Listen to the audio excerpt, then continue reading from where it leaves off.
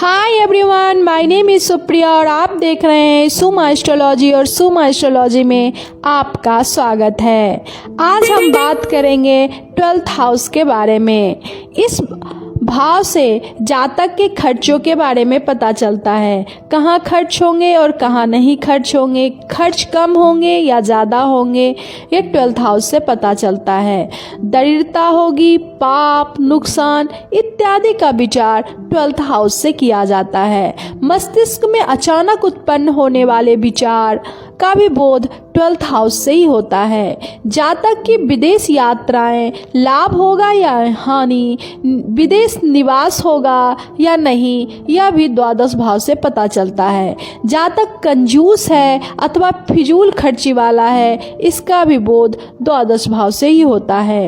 बाईं आंख, पैर और गुप्त शत्रु का भी बोध द्वादश भाव से होता है। जीवन के अंतिम समय का बोध भी द्वादश भाव से होता है। सपनों का विचार द्वादश भाव से होता है। द्वादश भाव का कारक शनि है। द्वादश भाव जल तत्व है। ज्योतिष शास्त्र के अनुसार जन्म कुंडली के 12वें भाग के बारे में बताया गया है। अब आज हम बात कर रहे हैं 12वें भाव के बारे में। 12वां भाव कुंडली का अंतिम भाव होने से जातक के जीवन का भी अंतिम भाग होता है।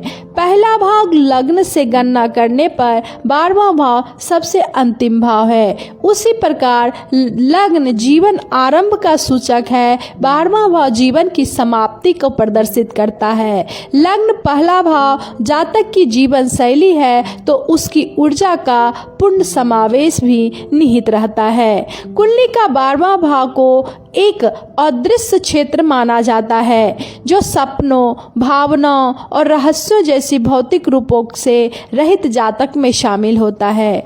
द्वादश भाव जातक के मन और अन्य दुर्भाग्यपूर्ण विवरणों के नियंत्रित करता है। इसके साथ ही यह जातक के डर, चिंता, गलतफहमी, संदेश, हीन भावना और अन्य तत्वों को भी प्रदर्शित करता है। एकांत, रहस्य, मौन, कष्ट और स्वयं को पूर्ववत करना इस भाव से प्रमुख विशेषताएं हैं। जातक द्वारा जीवन में प्राप्त धन, यश, प्रसिद्धि आदि की हानि या नाश 12वें भाव से निहित है, इसलिए इस भाव को हानि या नाश का भी स्थान कहते हैं।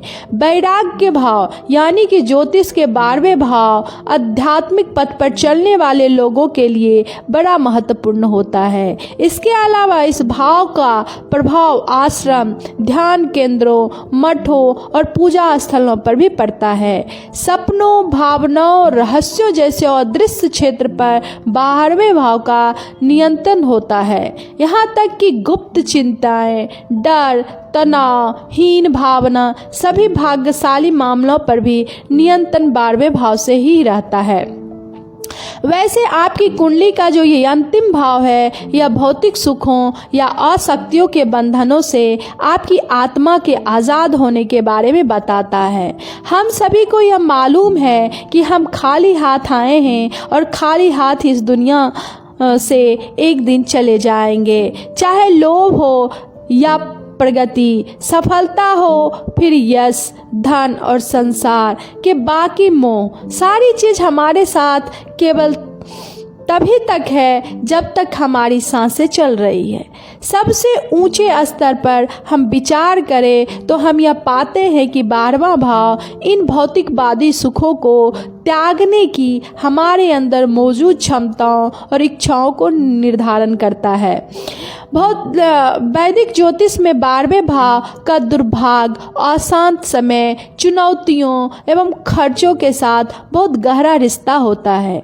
ग्रह जब इस भाव से गुजरता है तो इस बात की संभावना रहती है कि हमारे जीवन में काम करने वाले लोगों की ओर आकर्षित हो जाए। यही वजह है कि वैदिक ज्योतिष में 12वें भाव महत्वपूर्ण भूमिका निभाती है।